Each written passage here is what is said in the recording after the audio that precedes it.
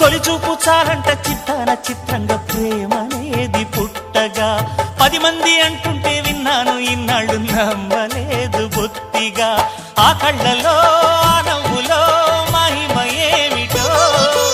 ఆ కాంతిలో ఈనాడే నా ఉదయమైనదో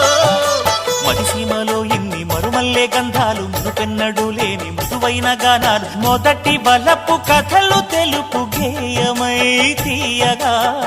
స్వరములు పాడగా